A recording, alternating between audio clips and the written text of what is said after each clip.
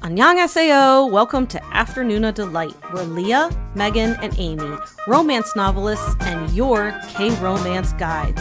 So grab some dekboki and listen to your new favorite unnies. Hey, everybody. Hello. Hi there. So last week, I already mentioned this last week, but just to kind of throw it out there again, because it informs something that happened this week. So last week, we did the Glory last show. And then the week before that, you guys did the Unburden Me show because I had an emergency health thing with my daughter, which is all good. And, I thanked you for that, and that was great. And then, was it yesterday? It was just yesterday, right? Yesterday, two things happened that made me think I was losing my mind having to do with that podcast. And it made me wonder if you guys even notice when I'm not here? I don't know where this is going. Are you going to? No, it's a conversation that Megan and I had yesterday in Slack, and you must have missed it. Bad. It wasn't like we weren't talking without you. You just probably missed the conversation. So Megan pops into our Slack yesterday to talk about somebody who's messaging with us in our Instagram, as if I know who this person is, and I'm sure it's a lovely person. And Megan's like, talking about this person. I'm like, do I know who this person is? And you're like, well, it's this person's mom. And I'm like, we talked about this on the pod. I was like, and she's like, we talked about this on the pod. And I'm like, I don't think that we did. I was so annoyed at you too. I was like, why are you being difficult, Amy? We talked about this on the pod, and you're like, And I felt kind of bad that I didn't know like a listener story. And then I was like, wait a minute. I'm like, did you talk about this on the pod where I was absent? And she's like, yes, we did. We did. Yeah. And then the same day, I get a text from somebody who's one of our writer friends, Natalie. And Natalie texts me about this coworker of hers who loves our podcast, which I'm really excited about because it's somebody local. And so I'm going to get to, learn a little bit more about her from Natalie. But anyway, she texted me about this person. She's like, yeah, and she said that you guys were talking about AJ on the podcast, who's a writer friend of ours. And I said, wait, is this person? And it was the person that Megan had mentioned to me. I'm like, is this person? And she's like, no, like her name is this.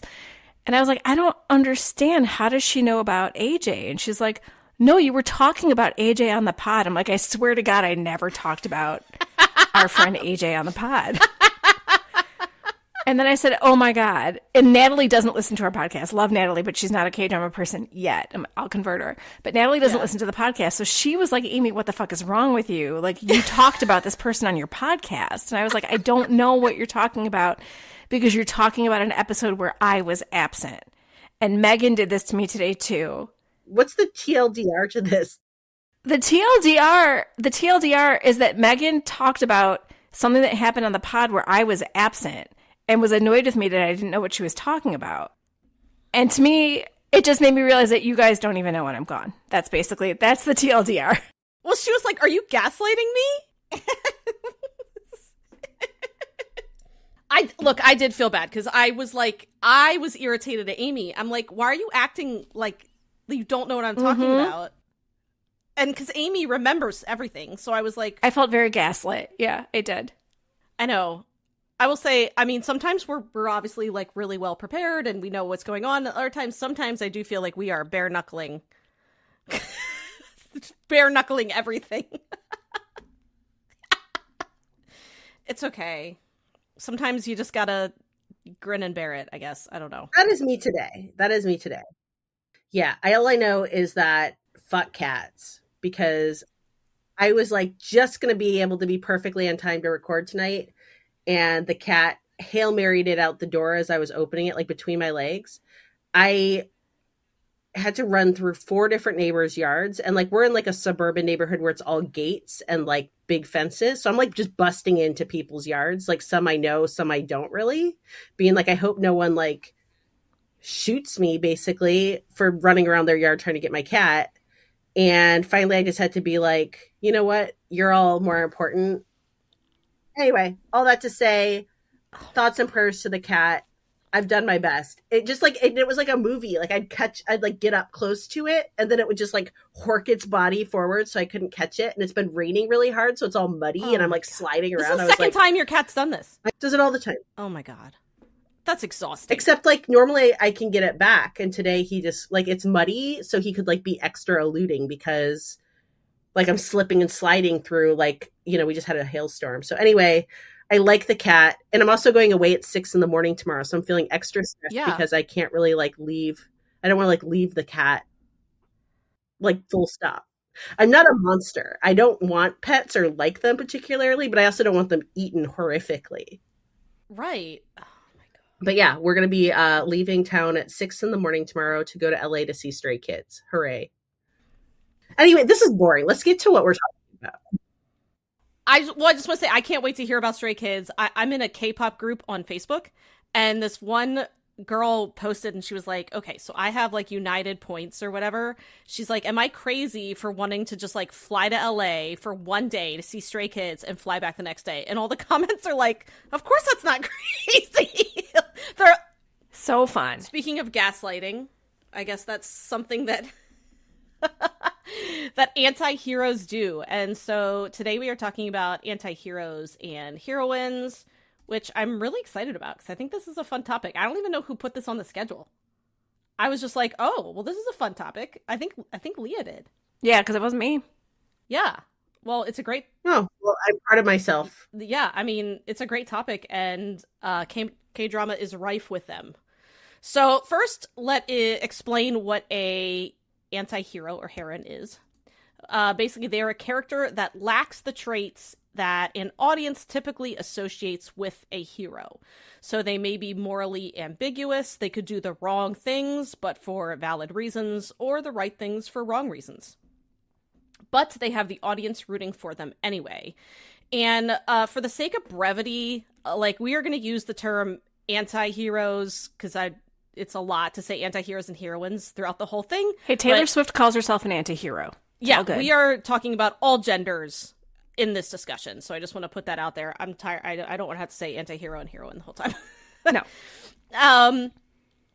So to sum up, first of all, there's an article on Jericho Writers, which we will link this in the show notes. Although these are fairly common. I think any sort of writing resource has this list of anti-hero types, so I don't think it's like unique to the resource that I found. But essentially there's kind of like 5 general types of anti-heroes that we're going to go over, because I found these types to be interesting, and it's fun to like think about what your favorite anti-hero fits into. So actually, Leah, why don't you do the first one, because I know you have a special place in your heart for the example. Yeah, I really like this one. So the corrupt protagonist, an example being Thomas Shelby from Peaky Blinders. A corrupt protagonist will typically act out of self-interest and may be obsessed with motivations such as power, wealth, and fame. But for readers to understand and really importantly sympathize with this type of anti-hero, the reasons for their corruption must be clear and logical. And we'll get to more on Tommy Shelby later. Don't worry. There's much to say about Tommy Shelby. Okay, I'll do the next one. The classical anti-hero. An example of the classical anti-hero is Frodo Baggins from Lord of the Rings, which I've said before that my nickname in college was Frodo Baggins because I had a Frodo haircut. And I'm like Hobbit-sized. So a traditional hero is confident and intelligent with few flaws and weaknesses. Therefore, the classical anti-hero is the opposite and is plagued by self-doubt and a lack of confidence. Readers enjoy the complexity that comes with a layered character who is flawed and conflicted. And traditionally, the story arc will follow this classical anti-hero through conquering their fears and coming to terms with themselves and their faults to fight and conquer whatever is threatening them. Okay, should I do the pragmatic anti-hero? I think it's apropos since I'm wearing my Gryffindor sweatshirt right now. Oh, really? Oh, yeah, you are. That's so funny. Okay, a pragmatic anti-hero example, Harry Potter. This type of anti-hero recognizes their role in the greater good, and they see everything through a big picture viewpoint. For example, suppose the story means this this pragmatic antihero must kill or sacrifice other characters. In that case, typically this antihero will recognize that it must be done so that they can achieve their higher goal. For example, in Harry Potter's pursuit of Voldemort, he carries out actions that would be considered wrong, such as using curses, to ensure Voldemort's ultimate demise. That's for the greater good. And then we have the unscrupulous hero. So an example of the unscrupulous hero is Captain Jack Sparrow from Pirates of the Caribbean. Heroes in this category have good intentions, and they're morally good. However, they don't really care how much collateral damage they cause when they fight to achieve their goals. If your hero is unscrupulous, they'll be motivated by revenge and will typically be distrusting. Jack Sparrow is a great example of this, as he's ultimately fighting on the side of the goodies. And then the last one is hero in name only. An example of a hero like this is Dexter from Dexter. These protagonists tiptoe along the line of a hero and a villain. The reader will still be on their side and root for them, but they won't necessarily agree with their actions and decisions. So these characters are on the side of good, but they're not entirely good themselves. So, first of all, do we like anti-heroes? Why or why not? I hope so, because we're talking about them for the whole hour today. But yeah, I mean, I think it goes along with what we've talked about a lot on the pod with understanding the difference between like our fictional fantasies and real life fantasies. Like, do I want to have to deal with the antics of Jack Sparrow in my everyday life, wondering if, wondering at all turns if what he will do to achieve his end and wondering at all turns what he will do to achieve his end and whether or not I'll still be alive when all is said and done? Of course not. But is it hella fun to watch a swashbuckling pirate drunkenly swashbuckle his way to glory? Absolutely. And I think what makes an antihero so appealing is getting to sort of like loosen our morals in a fantasy setting while still keeping them intact in real life. Before K-drama sunk its claws into my soul, I, have been pretty clear to folks throughout, the podcast that I was a big period drama lover. And when, Megan, you kind of offered up Tommy Shelby as, an example of an anti-hero, I felt the need to hit pause. And I'm going to bridge this because I really went like full PowerPoint. And I'm going to make this like a mini point, but look, I support you talking about Tommy Shelby, though, because he is one of the best examples of an anti-hero ever. I love him. And so if you like, and Megan, you're like, we can tag team on this a little bit too, because not everyone who people are here to listen to K-dramas, not hear me talk about Peaky Blinders. But Peaky Blinders were a gang in England that kind of came up after World War I. And they're a real gang. And they got their name because they sewed razor blades into the to the brim of their caps. And they would use them when they were in like street fights. They would like whip their caps off and like slice each other. And essentially they could like blind you with it. So blinders. Yes. And so they're part of the criminal underworld. And so Tommy cares about his family. Like, this is a family business. They've come back from the war. Dad's dead. One of the brothers has severe PTSD. And he's like not even the oldest brother, right? Like, he's got to step up, and he views himself as the family's protector and savior. He's going to run the business. But because he's an anti-hero, let's be real, this is all mainly about what he wants for the business. So sure, they'll do things like have family meetings. Like, Megan, they're always having family meetings. They are always family in the gambling hall, yes. Basically. But everyone knows that Tommy is ultimately going to decide what happens next. And this selfishness and single-mindedness can cause a lot of conflict in the rest of the family who might have opinions. He might decide that someone needs to die, like one of his brother's beloved childhood teachers or a friend. And you don't get much of a choice once he's made that decision, right? Yeah, oh God. The choices he makes that ultimately like he thinks are good, he essentially, so one of his brother really wants to marry a essentially like a working woman, okay, a sex worker, Lizzie, and Tommy doesn't want his brother to marry Lizzie, so he's like, And he knows that Lizzie, he's like used Lizzie's services in the past. He knows Lizzie like has a thing for Tommy Shelby because everyone has a thing for Tommy Shelby. So he goes and essentially he like seduces her. And even though she's like engaged to his brother, she's like, okay, yeah, like I'm down to get like the Tommy pipe. And then Tommy's like, I knew it. You're not for my brother. He like tells his brother, breaks up the engagement. It's like horrible. He hurts so many people. It's like heartbreaking and mean. So mean. But Tommy's like, I did the right thing. Because this is what's best for my family. And like, but it's what I think is best for my family. Not like, you know what I mean? The question was, do you like antiheroes, right?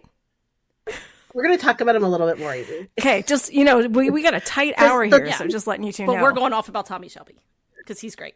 All right, I'm just going to mute myself. You guys let me know when it's my turn.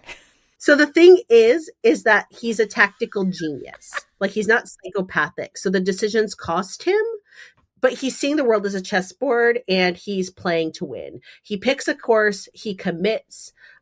He's also courageous and confident. He's a bona fide World War I hero that will like step up for the underdog.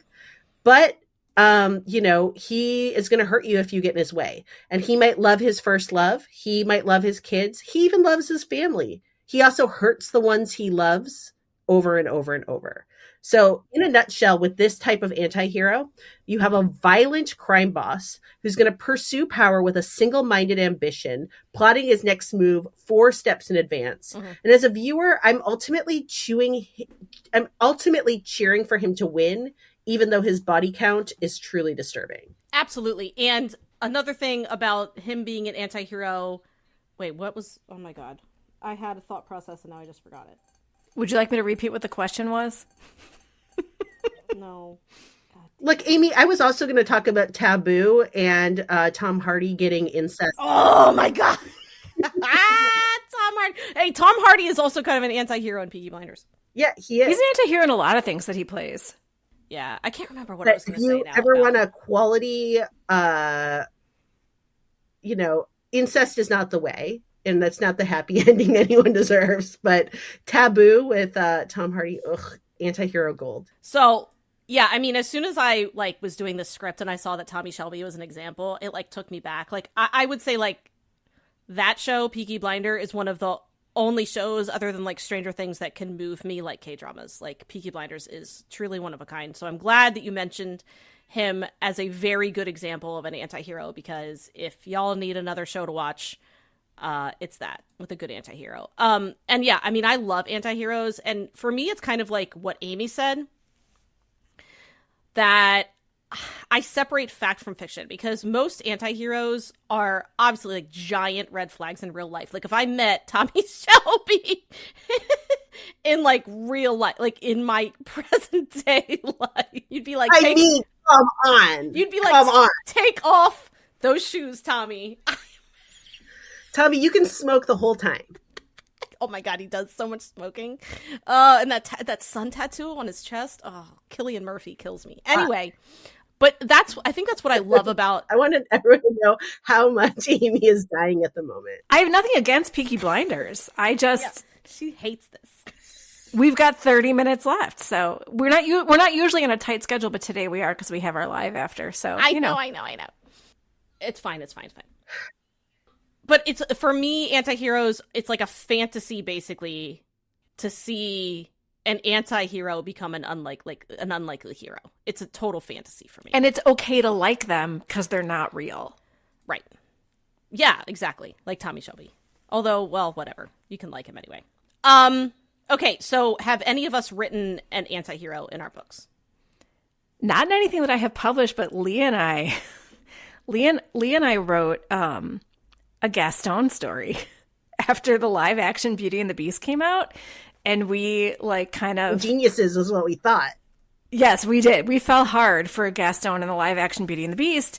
And we're we're going to write a Beauty and the Beast retelling. And we need to write this quick because everybody's going to be clamoring for Gaston books. And we are fucking amazing. And we wrote this fever dream of a book. The concept is still good. But we got so bananas carried away. We wrote a we wrote a prince who was pretty much like a Joffrey from Game of Thrones, and it got like severely violent. It was fun, but when we gave it to our agent, she was like, I don't know what to do. And go forth and get ready because Hollywood's coming. And she was like, she's like, I had one of my YA agents read this, like, just in case I'm missing something. Because we were like, this is YA. And they're like, I don't know what it was. Like, it's still good. I just think we hadn't written like that before. And we sucked. No. But it's a good idea. It is a good idea. As is, we also had a vampire idea that I still would like to do someday about. I mean, all vampires are antiheroes, right? Like, because they feed off of humans. But like, we had a fun vampire idea as well. And so I feel like I have these characters that I want to write, but right now they sadly don't fit into the brand of what I'm writing. And my editors would be like, no, if I even tried. So it's in there and I want to write them, but I just haven't had the chance to do them yet. I would say some of my alien heroes are anti-heroes. I mean, that's kind of almost the nature of what I write at this point. I mean, I wouldn't say that they're not Tommy Shelby. Okay, we're talking, most of mine are probably like the unlikely hero, like Frodo Baggins type things. Like they're just, they're outcasts and I don't know, they're aliens and they need to find a way to be heroes. And they, leave, I would say like they have a high, they make decisions for what they consider to be the greater good, which would be like always saving, because I write alien romance, so they're always going to be saving their human mate above like anything else. That's part of the fantasy of what I write.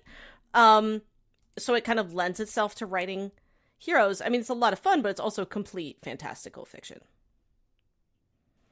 Right. I think something similar between an antihero and a villain is that they both believe that they are the hero of their own story. So, even if they're doing things that we might think are, straddling the moral line, they're doing it for what they think is the right reason. And for me, just really quickly, I think my first hero, like never a strong anti-hero, but my first book series, Off the Map, I felt like I modeled off of like a baby Mr. Rochester, who I'd consider pretty much an anti-hero from Charlotte Bronte's Jane Eyre, of that idea of somebody who is, I don't know, just like deeply flawed, a hot mess, emotionally stunted, and, some growth there. So I'm going to go with that. I actually got like some props from my 14-year-old son today when I told him that I was going to be talking about Better Call Saul on the podcast tonight. That's the unscrupulous anti-hero. I think Jimmy McGill is all sorts of anti-heroes, but very unscrupulous. And I never watched Breaking Bad because my son watched that with his dad without me, but then he started watching Better Call Saul while he was at my place, and every time he had it on and I was in the room, I'd be like, what's happening? Why is he doing that? And then I was like, well, I'm just going to watch the show with you. So Bob Odenkirk kills it as Saul Goodman, which one thing I love about that name is the way where he gets it is it's all good, man. And his real name is Jimmy McGill. And so Jimmy has heart, but it's not really ever in the right place. And I don't know, like you root for him because you're like, somehow Jimmy's going to like pull it out and he's going to be the good guy. But I won't spoil it for you for anybody who hasn't watched the series because it's really good and you should check it out. But I'll also add, because we brought it up last week, and I'm willing to bet like $1 million that I don't have, that Megan still has not watched The Princess Bride. I did not have time this weekend. Oh, okay. Really? What? But just so you know, I did listen to our podcast today while I was running some errands, and again, just listened to the part where you guys just totally roasted me. For not watching The Princess Bride. And we had a comment on Instagram. I think it was Stuart, where he was like, he did. Yeah, he called me out too, and said he owned the anniversary edition. Right. So, like, oh man. And we brought these characters up last week, Wesley and Inigo, and I think they both can be seen as anti-heroes because while they are doing what they're doing in the name of justice in their eyes, hunting down the baddies who did badder things, I'd call Wesley like a mildly pragmatic anti-hero. He becomes a pirate in order to save his own life and to maybe one day make it back to Princess Buttercup. He does not want to kill, but he will if it means killing someone bad to save someone good. And then Inigo, on the other hand, is avenging his father's death, and he will kill anyone who gets in the way of him finding the six-fingered man, even though he doesn't really want to, because at his heart, he considers himself a moral guy. But in order to make money, he works for a criminal, Vizzini, and is part of the plan to kidnap and kill Princess Buttercup. So he's unscrupulous, doing what it takes to achieve his goal, which he considers noble. So I have a breaking news update in Missing Cat 2023, which is my neighbor just called while Amy was giving that rundown. Neighbor cat? And said, I just looked out my window and the cat must have gone into like their cat door and is up on their balcony looking at our house and meowing. So I'm going to go grab my daughter after I give my explanation and she can walk over and get his dumb ass. I really do like the cat. I don't want the cat to be. The thing is we have so many coyotes. They just like sleep on our, like they literally lounge in the sun, and people are constantly like seeing them eat cats. Like every night they're like out hunting, and every night like stuff on our like community thing. Like there's like a cat a night that gets eaten. So well, I'm glad he came back because normally they do try to, but they can get lost. So good for your cat. He's just so dumb. Okay, so I mean, Lord of the Rings is rife with anti-heroes. Like I think. Wait, say Game of Thrones because you said Lord of the Rings. Oh well. Not so much, but a little bit. But Game of Thrones is what I'm trying to get at. I'm just flustered about my cat. So Game of Thrones, I'm going to pull two quick examples. Two of my favorites. And Jaime Lannister, you know me and incest. I'm looking at you. So here's a sister lover who threw a child out a window for seeing him knock boots with, his twin. He kills everyone his sociopathic sister tells him to, but also wants to be like a good guy and be on the right side. And so, look, most of this show, he was on a journey to becoming like a bona fide anti-hero into being even maybe a hero until they effed up his arc in the last season. So no spoilers, but like they really fucked him. They did. But somebody who did have a good and like, so good, is the Hound, who as a child was disfigured by his psychopathic big brother and has spent years wallowing in nihilism and has charming quotes like saying, fuck the Kingsguard, fuck the city, fuck the king, and just like doing like the dirty work for like the royal family. But on my best days, when I'm trying to just be a good person, I try to remember that the people who hurt others tend to be the ones hurting the most. And the Hound is profoundly hurt. But through relationships in the show, he sets out on a very rocky but redemptive path. And by the end of his story, you're just like cheering for the bastard. Yeah, I'm really glad. I was eyeing Game of Thrones as some examples. And I'm just really glad you mentioned. I mean, almost everyone is a freaking anti-hero in Game of Thrones, except like poor Ned. That's about it. I feel like he's like the only poor hero, and that's what Game of Thrones does to their heroes, is they chop their heads off in season 1. And I'm sorry, I'm spoiling it. If you haven't seen Game of Thrones, like, that's your problem. So look, I'm gonna go a little lowbrow here, but like, I'm Macne Megan, and I think that that's my role on the podcast, is to just make sure we dumb down things. So yeah, my favorite is a reluctant hero, which I would consider that to be like a hero in name only. Like this, like the hero that does not want to be a hero and is almost like forced into it. And he doesn't have good morals, but he's like trying his best because he's forced into it. And look, that's Riddick from Pitch Black, who is one of my favorite anti-heroes and is one of the reasons that I write science fiction. So Pitch Black is like from the 90s, I think. It's an older movie. One of my favorite movies of all time. Riddick is played by Vin Diesel, which, hear me out, okay?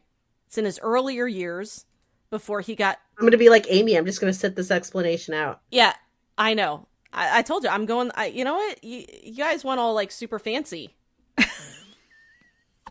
No, Pitch Black's is his best. He's Groot, so he's Groot, so it's okay.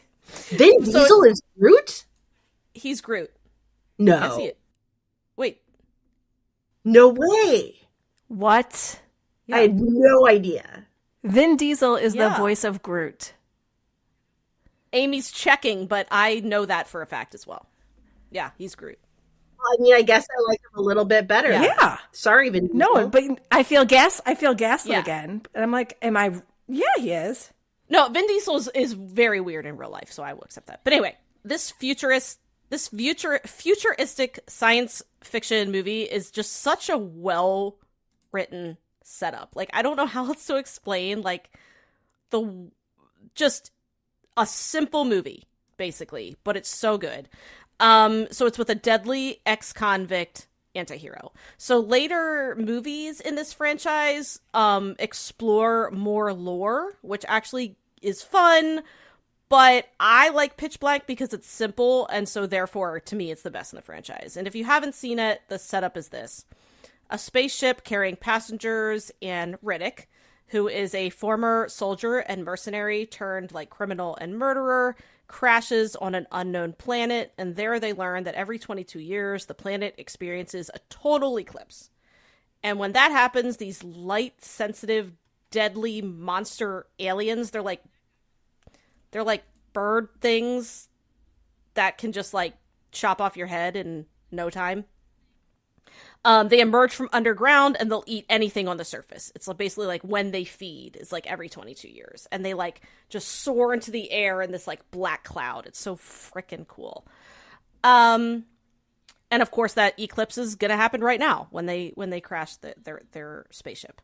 So Riddick, while imprisoned in a, again, this is like a futuristic society. So when he was imprisoned, it was basically like in the dark, like underground. He had his eyes shined, which is so cool. Cause in the whole movie, he just has these like shiny black eyes, which means he can see in the dark. He has to wear goggles if there's any sort of sun because his eyes are so sensitive. He actually can't really see in the sun with like his naked eyes. So, because of this, the remaining survivors need his help, not only for his fight skills, but for his sight, because the planet is completely dark, and they need him to be able to, like, get them to their safety spaceship. And Riddick could likely survive on his own. I mean, he has no reason to, like, trust anyone. These are, like, the people in the spaceship obviously are very scared of him. He is massive and scary and a convict and a murderer, and there's cops that are military police that are like assigned to him, and their job is to like keep him in restraints. So he obviously like hates any sort of like authority, but he instead does choose to help them in exchange for his freedom. Basically, the one cop was like, if you help us, I'll give you freedom. And Riddick doesn't really trust him. But he's like, well, okay. And so it's a selfish reason and he to help them. And he does make often very selfish choices during this like whole journey of them trying to get this like to this like escape spaceship on this planet. And as a viewer, we're never really sure of his like motivations. Like he hates that it's a large group. Like, is he gonna like sacrifice people to make this group smaller in order to like have a better chance at survival? Like, you don't really know. And he doesn't want to be a hero. Like, you wonder if and eventually he's just going to escape on his own. Like, he's gonna get to the safety pod. Is he just gonna leave everyone? And so he's like thrust into this hero role as this like outcast ex-convict murderer. And he, in the end, does become heroic. And it's, like, so good. Just, I'm sorry. It's a classic anti-hero movie. One of my favorites of all time. So, I know we should do this. You guys have to watch you guys have to watch Pitch Black. And I have to watch the Princess. No, this is not a classic that everybody is like, what the fuck, Amy and Leah? You've never seen it. No. This is not... It's a cult. We are not bartering. That for Tommy Shelby, who is amazing, and I got like, hey, we're taking too much time, but we just could like barf out. Okay, I'm just like, I know we're going on now. We're gonna cut this short, and there's gonna be no talk of K-drama. I did not. It took 3 minutes. You just gave an entire movie trailer. Okay. Thank you. Now it's time for our favorite part of every episode. We're just gonna pretend like we like each other. This is like our K-pop wreck of the week. And Megan, why don't you tell us what you have for us this week? But in 60 seconds or less. Yeah, I'm gonna make this short and brief. I'm gonna recommend Rover by Kai. He is. I'm so glad you picked it. I can't. I'm obsessed. Yeah. Well, who isn't? So Kai is. Thanks for dismissing me. What'd you say? Thanks for dismissing me. Well, no, I agree. It's like, so. Who isn't? Just fucking go. Just go. Go. We are so snarky today. He is a soloist. Well, he's a member of EXO. He has a lot of solo projects, but Rover has it's taken over the K-pop industry. Like, every single member of the K-pop industry is doing Rover TikToks, Instagram, like, they are doing the dance. The song is incredibly addictive. Kai is amazing. The video is really cool. And yeah, I mean, honestly, I've had the song in my head for like a solid week. You can't not. And Kai's Kai. He's legendary. I saw some meme that was like, okay, because Jennie from Blackpink used to date Kai. And I saw this meme that was like, oh, okay, I didn't know that. Yeah, I saw this meme that was like, Jennie saw that video and immediately like dialed Kai again. Like, hey, how's it going? He's so great. No one wears crop tops like Kai. So yeah, anyway, that's my rec. It's Rover by Kai. And that's Kai. If you enjoy our podcast, you have our patrons to thank, at least in part. Afternoona Delight Patreon allows us to keep creating content for y'all to enjoy.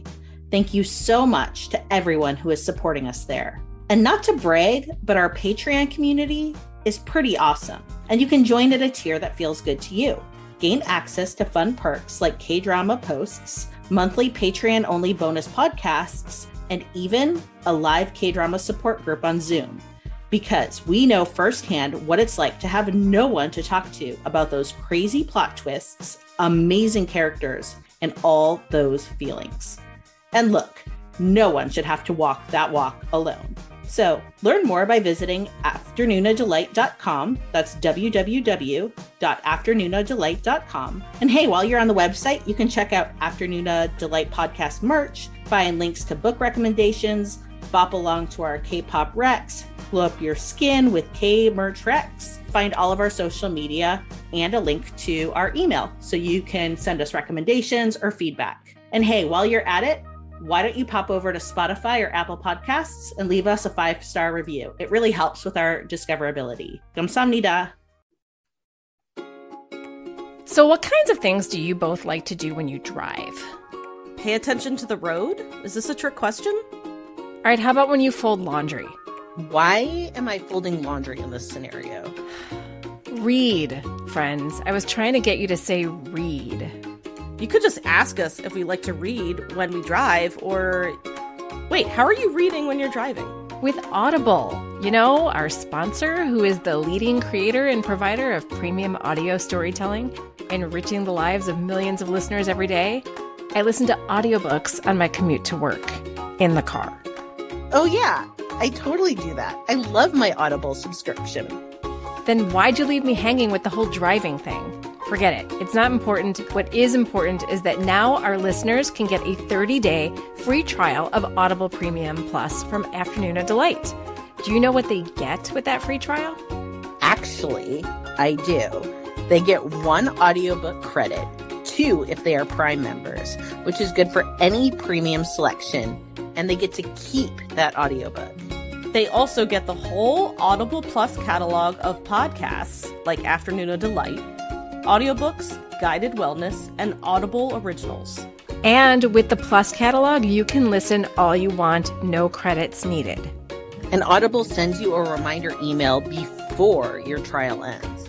Sounds like a great way to spend 30 days to me, especially if you're heading outside for a walk, have a long commute to work, or just want to hear one of many talented narrators really bring your book to life. All you have to do is go to www.audibletrial.com/afternoona to sign up, and you're ready to download your first listen.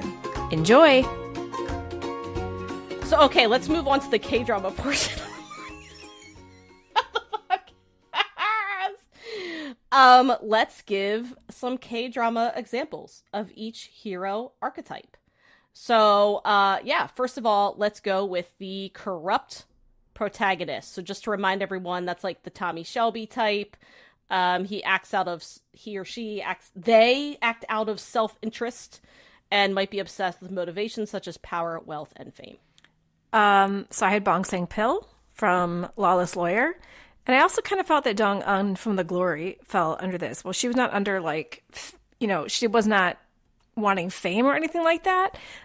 She was kind of obsessed with her journey and wanted power over the baddies, who were very bad. But she was not a hero. She was not a hero. Yeah, no, I actually do agree with that one. It was definitely like some sort of personal agenda. Okay, yeah. So I realized apparently I just really like this one. So I'm going to make the argument that sad cousin Kim Byung-in from Mr. Queen could fit in this paradigm. So, sad cousin isn't a bad person normally.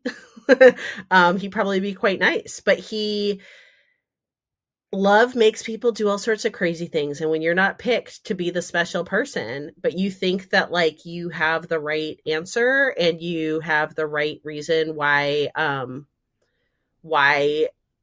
the person should pick you, you're going to start acting out of self-interest. And so in this case, I don't think that his obsession was with power or wealth. It was with love, which was really sympathetic, but he ended up making horrible decisions thinking that he was doing the right thing to win the love of the heroine who wasn't it. He was an endgame and he didn't realize he was the second male lead.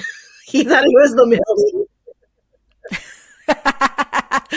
He was the hero of his own story. Yeah. No, he made bad choices and got in league with bad people because he was trying to do deals. So you're sympathetic because you know that he's doing it he's not doing it because of something horrible. And then neither of you have seen Moon Lovers yet, but there's a love triangle, and the fourth prince and the eighth prince, played by Lee Jung-gi and then Kang Ha-nul, they both love the heroine. However, they're both very motivated to get the crown. So we've kind of got this Game of Thrones thing happening, and they're going to make choices that are going to F over the heroine or not based on their love of power. Yet at the same time, they are deeply in love with the heroine, and they're sometimes trying to make these choices because they think this will help them get the girl, even though it's making them do bad things.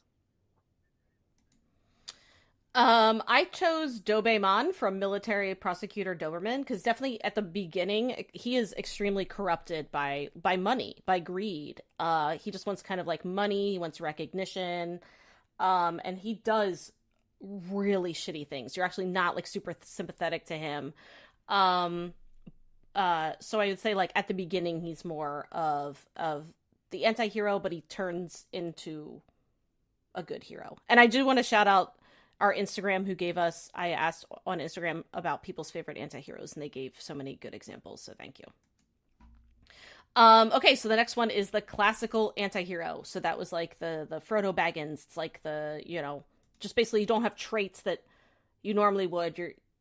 You're flawed, you have low self-confidence, stuff like that. Yeah, I think this might surprise some people that I'm putting this character in this category, but I'm going to go with Lee Jung-gi in Flower of Evil. I know some people on Instagram picked him as an anti-hero, and he absolutely is. I just don't know if everybody would consider him a classical anti-hero, but I think that kind of fits that sort of,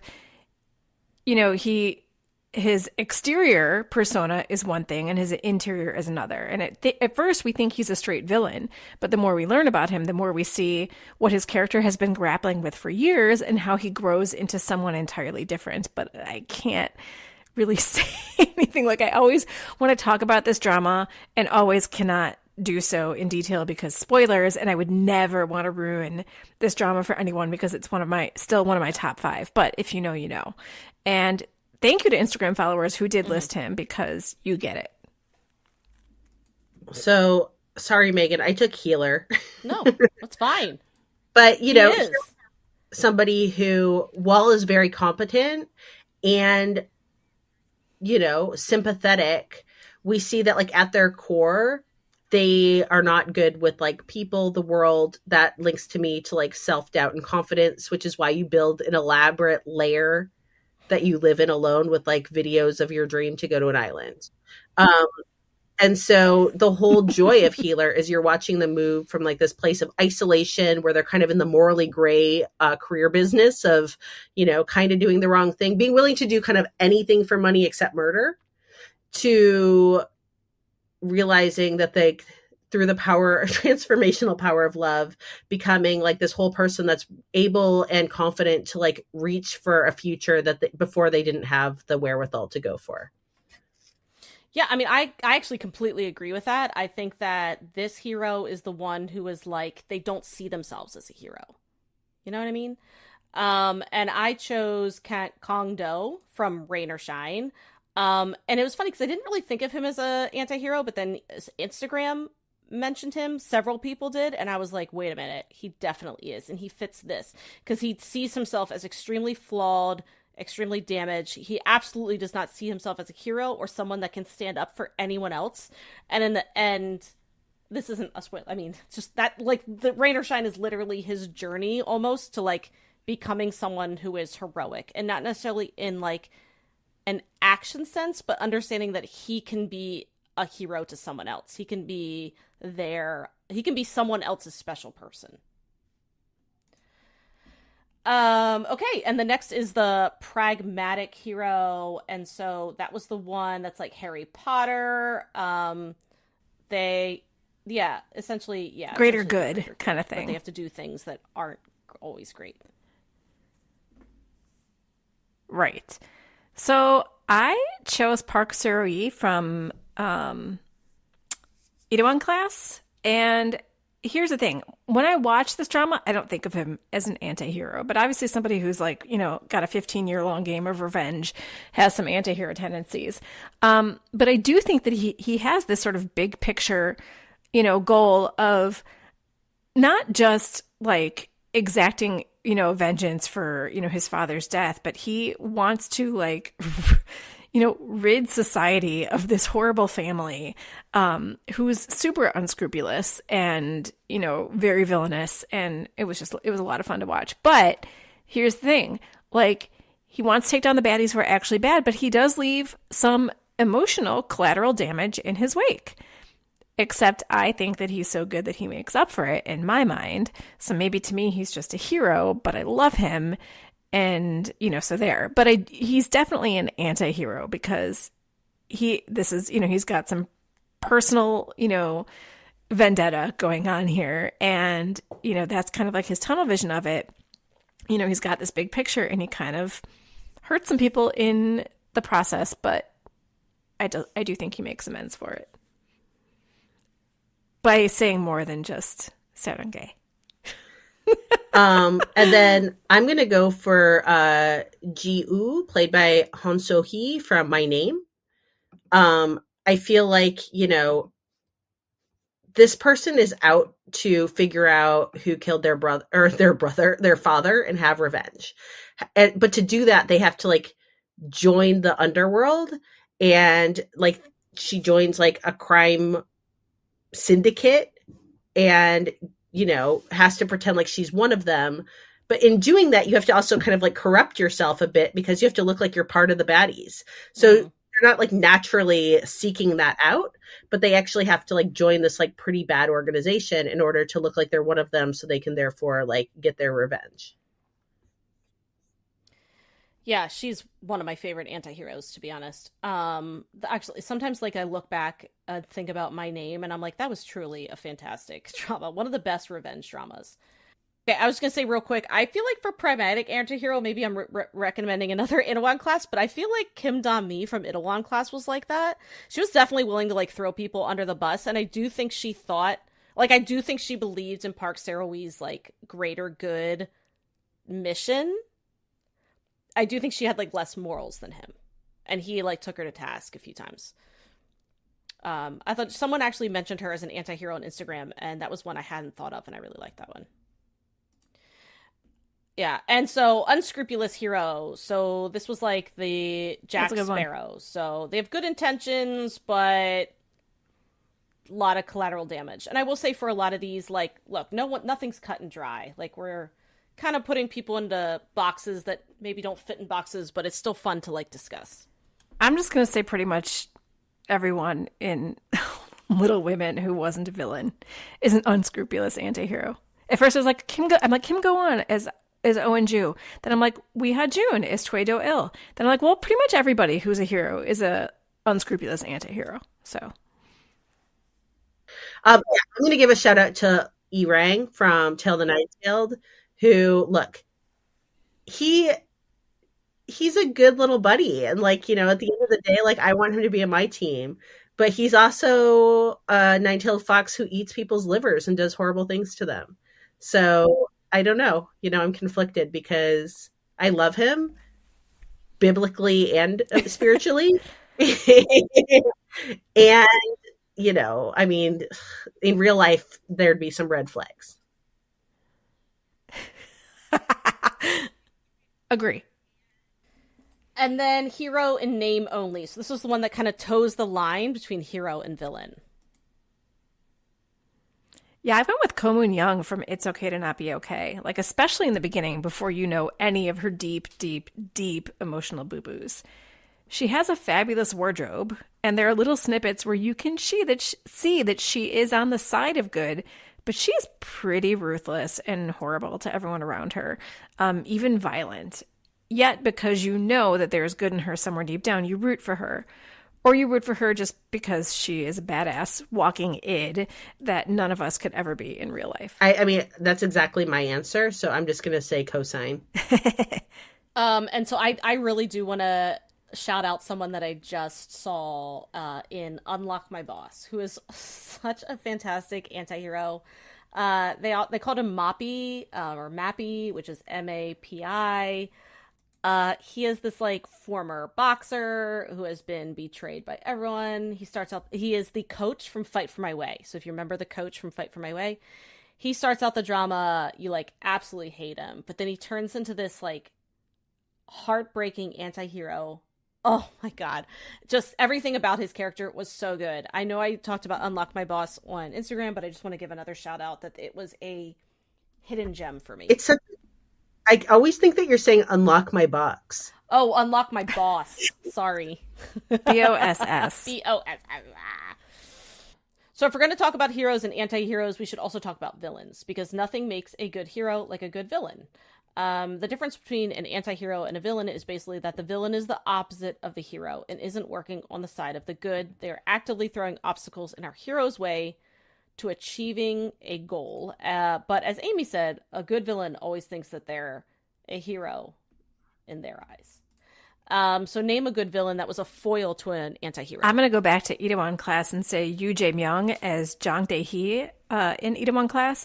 Despite Park Seo-hye's 15-year-long game to achieve his revenge, Jang Dae-hee, it's like he was always one step ahead of him. He kept throwing obstacle after obstacle in his way. And the man was ruthless. Like, he even weaponized his own son to achieve his gains. Like, that, you know, true villain. Like, this guy was such a good villain, too. And I'm still horrified at how old I thought he was. And he's like my age. Because they age him up with, like, you know, hair coloring and makeup and stuff like that. They did. He did ruin his son's life. Yes. For this. Like, he did weaponize his son. You're right. Poor An Bo-hyun doing push-ups shirtless in prison. And killing chickens. Oh, my God. And then for me, you know, we had that nod to Moon Young in as being like a hero kind of in name only. So while ultimately I don't feel like it's my favorite villain of all time, here I really want to give a nod to Moon Young's mama in It's Okay to Not Be Okay, because we needed to have an anti-heroine who had deep psychological damage so we could feel some sympathy for the fact they're pretty unlikable. And while I wanted more from the villain character by the end, her mom was fucking wild in terms of what she was willing to do to control and emotionally abuse her daughter. And so because of that, I think it really helped show how deep Moon Young's trauma and damage ran, and really earned us a lot of those sympathy points, so that the audience was willing to like accept her as not just being another villain as well. Yeah, you know what? Yun Jin from The Glory, she didn't even know what a bad mother was. Ko Moon Young's mother was bad controlling mother. Bad Yun Jin, she's like Yun Jin, she was like a face-off. Oh my god. Oh my god. The plastic surgery? I mean, crazy. So I'm gonna go with Choi Moo Jin from My Name. Look, again, I love My Name. Great, great, great revenge drama. And the thing that was interesting about this villain was, I always like it when the hero has some sort of like, by intimate, I don't mean like in the biblical sense. I mean, they know the villain very well. And in this case, Han So-hee's character looked at Choi Moo Jin as a father figure, only to later learn that basically he had betrayed her. But so it was a really, really cool foil because they had almost like a mutual respect for each other, but they were also enemies and had completely different goals. So he was such a good villain. Again, if you haven't watched My Name, go watch it. It's really good. All right. So yeah, I think that's it. You know, we talked a lot about Western TV this time. I apologize. I am incapable of talking about Tommy Shelby like a normal person. I mean, I'm not either, and I'm also incapable of talking about Riddick like a normal person. And you know what? I'm actually not really that sorry. I'm not really that sorry. I do think you should apologize for not having yet watched The Princess Bride, though, because that is an assignment. I am sorry for that, and I think I'll you watch should. it Every week. I want to get a, like, it's been 9 days since Megan has ignored our request. Yep. we will keep a tally. But thank you all. Keep a tally. Thank you all for dragging her for that, and continue to do so. Thank you for listening, and we will see you next time. Annyeong. Annyeong. Kamsahamnida. Thank you for listening to Afternoona Delight. Where can you find us outside the pod? Head on over to afternoonadelight.com. That's AFTERNOONADELIGHT.com. You'll find links to all our social media, our book recs, K-pop and K-skincare recs, and if you want even more Afternoona Delight, because really who doesn't, you can join our Patreon, where you can choose the patron level that's right for you. Join in daily K-drama conversations, listen to bonus podcast episodes just for patrons, and participate in our monthly live K-drama support group via Zoom. We can't wait for you to be a part of the community. Until next time, annyeong!